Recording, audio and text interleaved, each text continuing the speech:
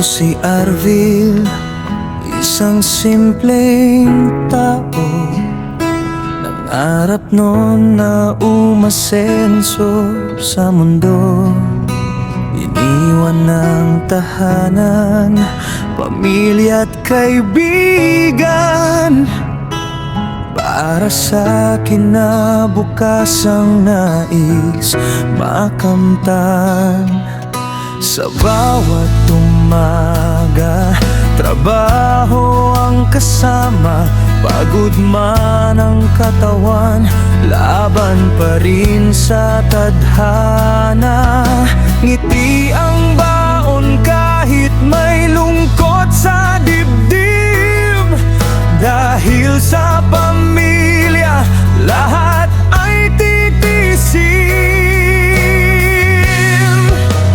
Kahit malayo, kahit mahirap, pag-ibig nila ang aking lakas. Sa bawat sakripisyo't luhang pumapatat, alam kong balang araw ay may katumbas.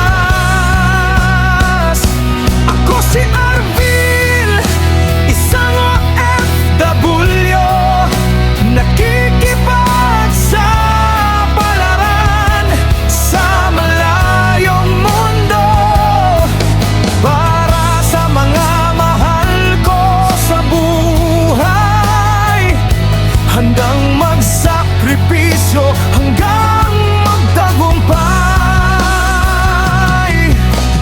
Kahit may lungkot na dala ang gabi, mga alaala nila'y yakap ko palagi.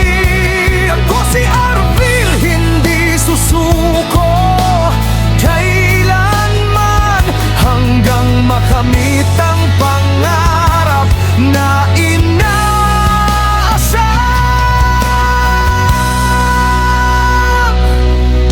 Minsan sa tahimik na gabi, napapaisip, kailan kaya muli silang mayayakap ng mahigpit. Ang mga tawanan at masasayang sandali sa puso ko'y kailan may hindi mawawaglit. Bawat perang na ipapadala sa kanila, katumbas ng pagod at luha sa pag-iisa. Ngunit kapag narinig ko ang kanilang tinig, lahat ng hirap ay agad napapawi.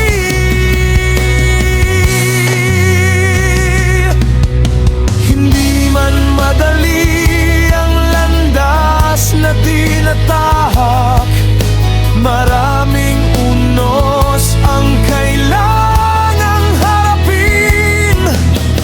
Ngunit sa Diyos at sa pagmamahal ng pamilya, patuloy akong babangon at lalaban pa rin.